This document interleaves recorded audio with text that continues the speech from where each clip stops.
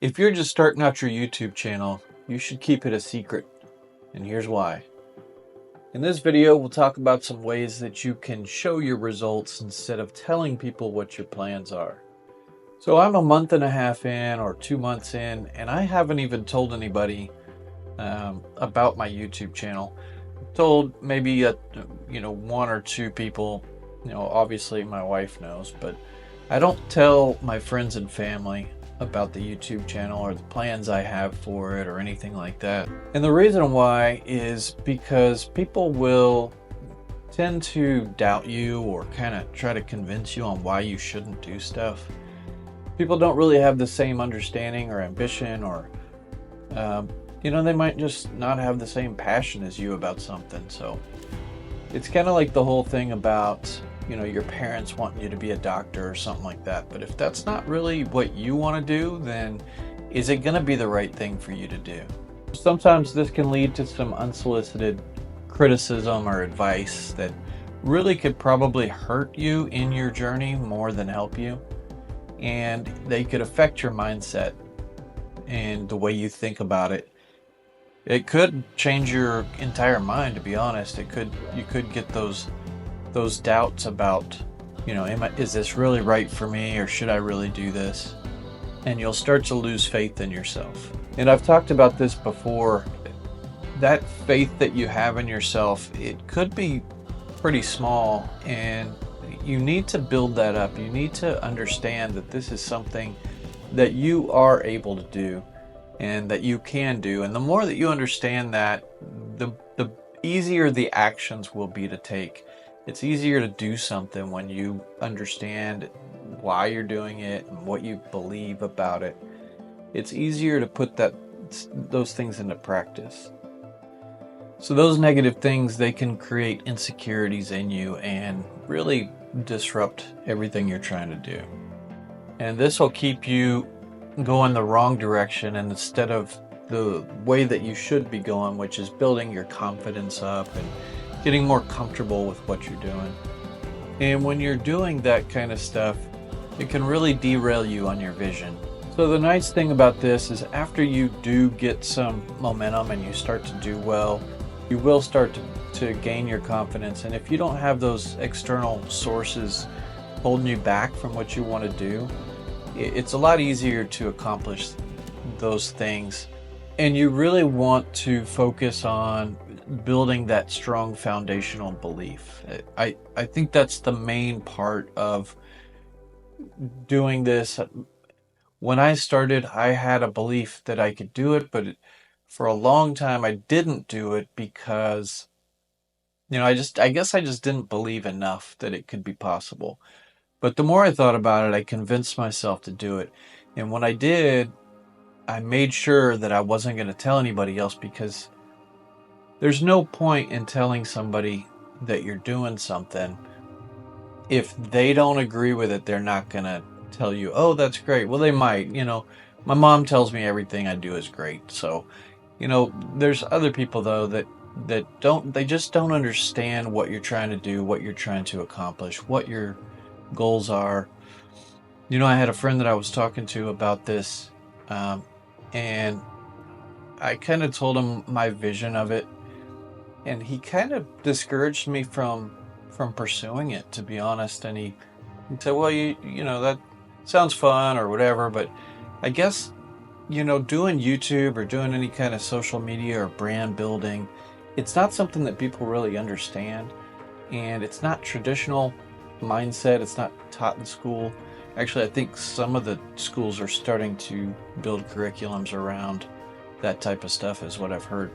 I haven't seen it or heard from anyone that's done it, but I have heard that that's kind of a thing going on. But it's not a traditional mindset, especially when you're my age. I'm 46 now. So when we were kids, it was go to school, do good in school, go to college, and that's the key to success. That's what you need to do. And if you deviate from that, you're not going to make it. You don't have a life. You're nobody. So this is a totally different mindset.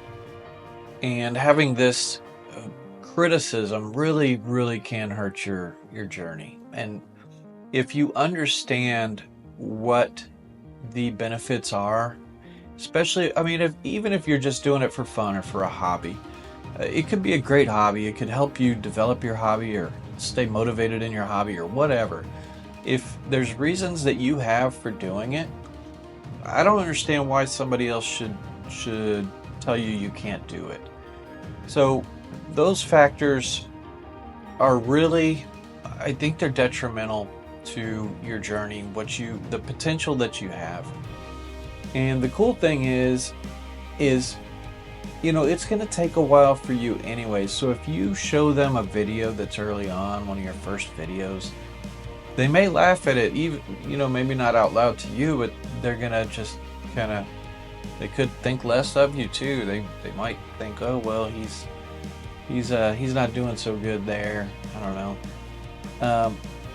So the nice thing is you can show them later on. So if you've been doing it for a year or even 2 years, I mean, this is not something that's done overnight anyway, but if you can do it in a year or two and then come back and say, hey, look, I got this YouTube channel, and send them the link, and they see that you have 10,000 subscribers or something like that, then they're going to say, oh, wow, yeah, you really know what you're doing.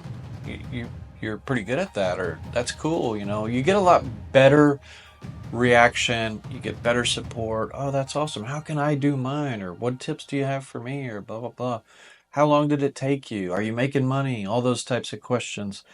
And it can be a totally different shift in not only what you think or how your journey could go because of that reaction, but you can influence them at that point, and you could be it doesn't sound like hogwash. It doesn't sound like this big fairy tale, oh, only 22-year-olds are on YouTube making money on YouTube or whatever. So it's something that you can influence others on once you get that going too. So that's an added benefit to it. When you get those private wins when nobody's watching, it really helps your motivation, and it helps you to keep going. It helps you to build off the last one. You'll see even in comments sometimes, a lot of people are pretty motivating in the comments, but there are occasional people that'll come by and kind of say something that might kind of derail you a little bit, at least emotionally, or where you're at, or they think, oh, well, your content's not that good or whatever, which is fine. Don't let those things motivate you either, but just understand that's part of the journey as well. But it's a lot easier probably to take it from those people that you don't know rather than the people that you do know and that you may look up to, or take advice from, or just people that are close to you. If you don't tell them what you're doing beforehand, then they won't be able to hurt your mission at that point. It won't be a derailment. It won't be a reason for you to stop.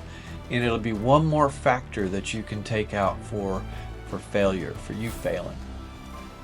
I don't think, if you're really truly dedicated to it, then it shouldn't truly bother you. But why introduce that point of failure if you don't need to? Just show them what the results after you've got to a point that you're satisfied with, rather than telling them what you're going to get results on. And the other side of that is you probably don't want to tell them something and then you for whatever reason stop doing it, and then it just looks bad, like, well, that person doesn't follow through on what they say they're going to do. So it's really, this video is really more of a motivational thing, or a strategic thing for you in your YouTube journey, and it should help you. And I appreciate you guys watching, and thanks, and we'll see you on the next one.